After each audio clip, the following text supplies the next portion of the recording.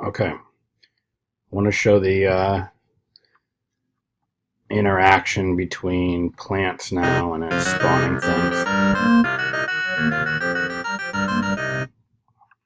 So these plants that I originally had drawn, now they're interactive. So if I am walking towards them, now they get cut down and they're actually throwing the dragoons out as a separate entity that I can collect. So now it's showing up on my HUD.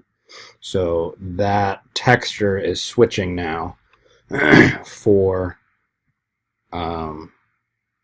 when an item is collected.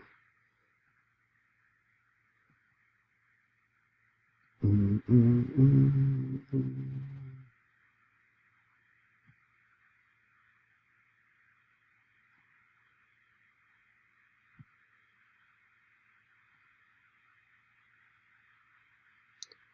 think I might end up tweaking a little bit on making it so the dragoons can't automatically be collected, and so they are moving a little bit. You can't really end up seeing them. So there's one.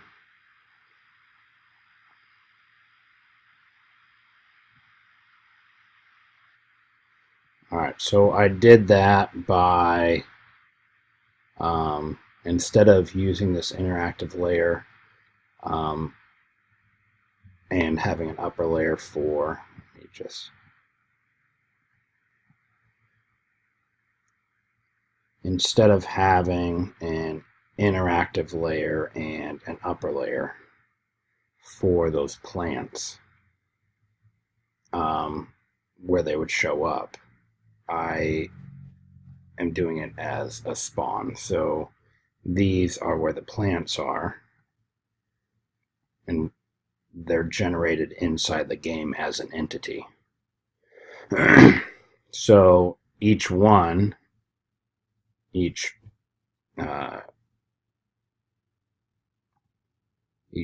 plant now has a name and has a group, so that if I go back into that area, I can respawn them. So because of that, I've ended up rewriting the entity manager. I didn't like how I rewrote it last time. I can still spawn entities by group, but now I have a switch case based off the type. So the destroyable is currently just plant 1 and plant 2. So they have two different textures. So then I can call all of the individual items, well, components that need to be created by just calling a method and passing in the necessary information for that type. So what this allows me to do is that I can call the spawn entity to create the dragoons and then pass the information. So that's what I have for the collision. So when I